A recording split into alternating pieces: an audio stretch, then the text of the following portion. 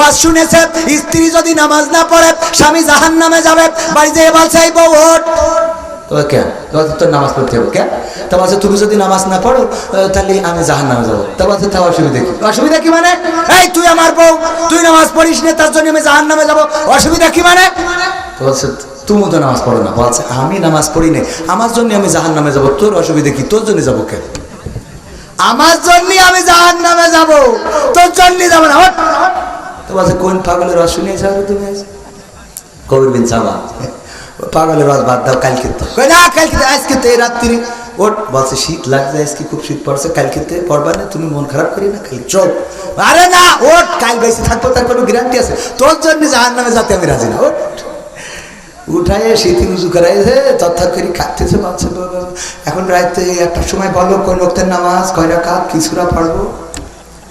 তো বলছে যাই পড়, এখন যা হয় পড়, খাই বলো এখন কিসির নামাজ রাত 12টার সময় কোন ওয়াক্তের কয় রাকাত কি সূরা পড়তে হবে? না হলে তুমি সামনে যাও, আমি পিছনে ইক্তেদাই তু ভেজাল ইমাম। ইক্তেদাই তু কি ইমাম? ভেজাল ইমাম, কারণ জানে যে ইমামের এর যদি খাঁটি ইমাম বলি তাহলে তো যাই গেল, ঠিক না ভাই? ঠিক। ইক্তেদাই তু ভেজাল ইমাম, তুমি সামনে যাও, তুমি পড়াও আর আমি পড়ি। রাত 12টার সময় তোমার এখন নামাজ পড়িয়ে জান্নাত জাহান্নাম থেকে বের করে জান্নাতে ঢুকাই, তারপর শোবো।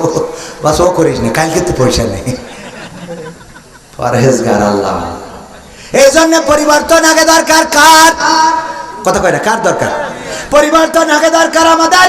আমরা যদি নিজেদের পরিবর্তন করি তাইলে আমাদের অনুগত যারা তারা পরিবর্তিত হয়ে যাবে।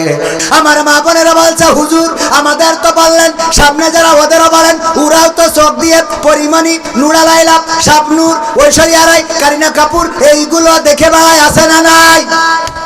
হুজুর একটু দোয়া করি দেন, আমার বউ সিরিয়াল দেখে, একদম সিরিয়াল দেখা ছাড়ছে না, একটু দোয়া করি দেন। আমি বললাম তুমি কয় নম্বর পরহেজগার? বলছে আমি 7 দোকানে 5 7 দোকানে কয়েক তো।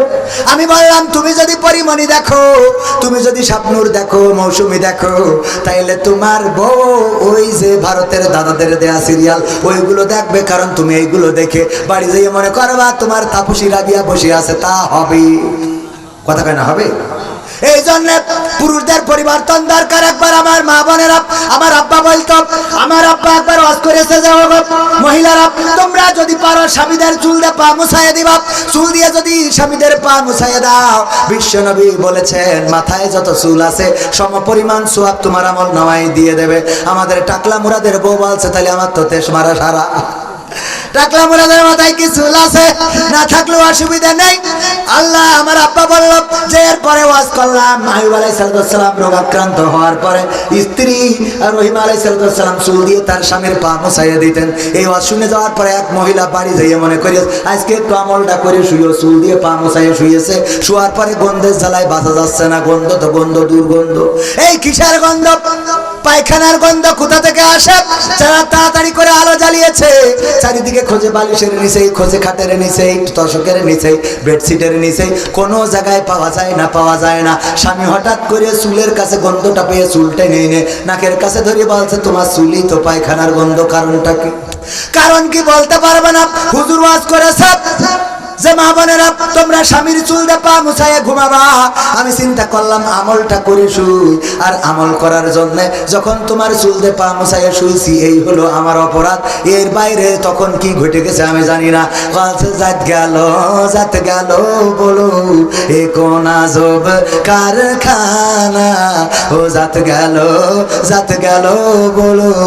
ওরে সত্য কাজে কেউ নাই রাজি, সত্য কাজে কেউ নাই রাজি, সবই দেখি তা না না না। ও জাত গেল বলো এ কোন আজব কারখানা, জাত গেল বলো। জাত গেল কেন? ওই আল্লাহর ওলি চায়ের দোকানে খেলছিল তাস টাকা দিয়ে, তখন হয়ে গেছে ওইটা জুয়া, ঠিক না? এই জুয়া খেলার সময় হঠাৎ করে পুলিশের গাড়ি, আর্মির গাড়ি এসে দোকানের সামনে দাঁড়াইছে। ও বুঝতে পেরেছে এইবার বাটাম পড়বে, গান গাওয়াবে। যে গান গাও পড়ে না চোখের পলক কি তোমার রূপের ঝলক, গাওয়াইছে না গাওয়াই নাই?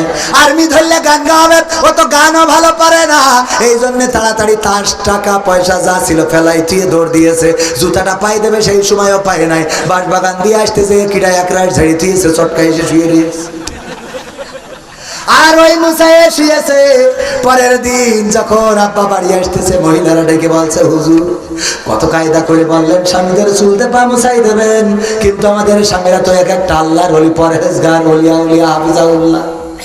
ওদের যখন পা মুছাইয়ে দিতে বলেছেন আমাদের আপত্তি নাই, কিন্তু হুজুর সামনে যে পুরুষগুলো থাকে ওদের বলবেন ওরা যেন টিউবওয়েলেতে পাটা ধুয়ে তারপরে শোর, পাটা ধুয়ে তারপরে যেন শোর। আল্লাহর ওলি এমন আছে না নাই? সারাদিন তাস খেলা, ফিলাস মারে, আর মনে করে তার বাড়ি রাবিয়া বসরি হবে না, কখনো হবে না, হবে না। তুমি যদি পরহেজগার হও, তুমি যদি আল্লাহ হও, তুমি যদি ইমানদার হও, তুমি যদি নামাজি হও, তুমি যদি তাহাজ্জুদ গুজারি হও, ফজরের সময় যদি উঠে যাও নামাজের জন্য, বউ একদিন, 2 দিন, 3 দিন, 5 দিন পরে দেখবা বউ অটোমেটিক উঠে তাহাজ্জুদ পড়া শুরু করেছে। তুমি যদি স্ত্রীকে যে আগে সালাম দাও, 5 দিন, 3 দিন, 7 দিন সালাম দিয়ে দেখো, তুমি বাড়ি যাওয়ার সাথে সাথে তোমার স্ত্রী আগেই সালাম দিয়ে বসবে। এই জন্য কিছু কাজ নিজে আগে থেকে করার দরকার আছে না নাই? আগে থেকে করবে কি? ওয়াজ শুনেছে, স্ত্রী যদি নামাজ না পড়ে স্বামী জাহান্নামে যাবে, বাড়ি যেয়ে বলছে এই বউ ওঠ, ওকে তোর নামাজ পড়তে হবে কে? তা বলছে তুমি যদি নামাজ না পড়ো তাহলে আমি জাহান্নামে যাবো। তা বলছে তা অসুবিধা কি? অসুবিধা কি মানে? এই তুই আমার বউ, তুই নামাজ পড়িস না, তার জন্য আমি জাহান্নামে যাবো, অসুবিধা কি মানে? তো বলছে তুমি তো নামাজ পড়ো না। বলছে আমি নামাজ পড়ি না, আমার জন্য আমি জাহান্নামে যাবো, তোর অসুবিধা কি? তোর জন্য যাবো কেন? আমার জন্য আমি জাহান্নামে যাবো, তোর জন্য যাবো না।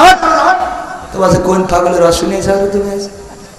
কবির বিন সাবা, পাগলের রস বাদ দাও, কালকে তো না, কালকে আজকে তো এই রাত্রি ওট। বলছে শীত লাগছে আজকে, খুব শীত পড়ছে, কালকে পড়বা না, তুমি মন খারাপ করি না, কাল চল। আরে না ওট, কাল বেঁচে থাকবো তার কোনো গ্যারান্টি আছে? তোর জন্য জাহান্নামে যাতে আমি রাজি না। ওট উঠায় শীতি উজু করাইছে, তথ্যাৎ করে খাইতেছে। বলছে এখন রাতে 1টার সময় বলো কোন ওয়াক্তের নামাজ, কয় রাকাত, কি সূরা পড়বো? তো বলছে যা হয় পড়, এখন যা হয় পড়, খাই বলো এখন কিসির নামাজ রাত 12টার সময়, কোন ওয়াক্তের কয় রাকাত, কি সূরা পড়তে হবে? না হলে তুমি সামনে যাও, আমি পিছনে ইক্তেদাই তু ভেজাল ইমাম। ইক্তেদাই তু কি ইমাম? ভেজাল ইমাম। কারণ ও জানে যে ইমামের এর যদি খাঁটি ইমাম বলি তাহলে তো যাই গেল, ঠিক না ভাই? ঠিক। ইক্তেদাই তু ভেজাল ইমাম, তুমি সামনে যাও, তুমি পড়াও আর আমি পড়ি। রাত 12টার সময় তোমার এখন নামাজ পড়িয়ে জান্নাত জাহান্নাম থেকে বের করে জান্নাতে ঢুকাই, তারপর শোবো। বাস ও করিস না, কালকে তো পয়সা নেই। পরহেজগার আল্লাহ। এই জন্য পরিবর্তন আগে দরকার কার? কথা কয় না, কার দরকার? পরিবর্তন আগে দরকার আমাদের। আমরা যদি নিজেদের পরিবর্তন করি তাইলে আমাদের অনুগত যারা তারা পরিবর্তিত হয়ে যাবে।